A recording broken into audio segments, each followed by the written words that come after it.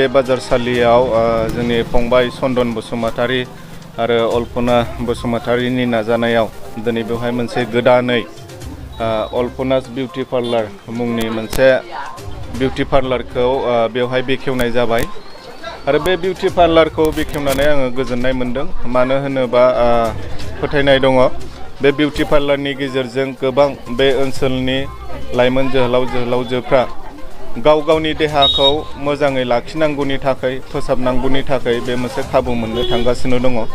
मानो होनोबा जोङो बयबो मिथिगौ जे हेल्थ इज वेल्थ। जोंहा मोजां देहा थाबासो जोङो गोग्गो देहा थाबासो जोंनि गोसोफ्रा फ्रेश जायो, माइन्डफ्रा फ्रेश जायो आरो जोङो मोजाङैनो जिउ खुंलांनो हागोन।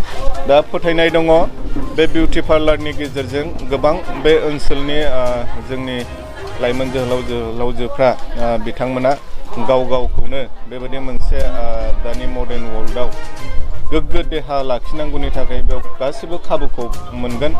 बेवहाय हेयार काट आरो बेयाव गोबां बेबायदि हेयार स्पा, हेयार स्ट्रेटनिं, थ्रेडिं आरो लोगोसे ब्राइडेल मेकआप, हाबा हुखानि थाखाय मेकआप खालामनाय आरो बेबायदिनो माखासे ट्रेडिशनेल मेकआप गोबां माखासे फेसिलिटिसफोरखौ बे पार्लारनि गेजेरजों लानो हागोन।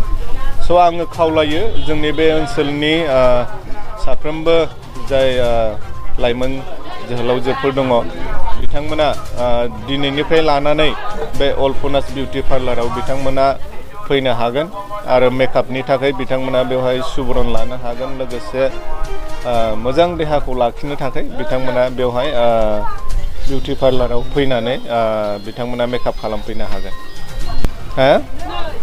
बे खासियाबारियावनो जोंनि गसाइगाव साब डिभिजननि सिङाव थानाय खासियाबारि बाजाराव आरो बे पार्लारनि मुंखौ चन्दन बसुमतारी बिथाङा गावनि अनजालि बिसि अल्पनानि मुङाव दोनदों अल्पनास बिउटि पार्लार।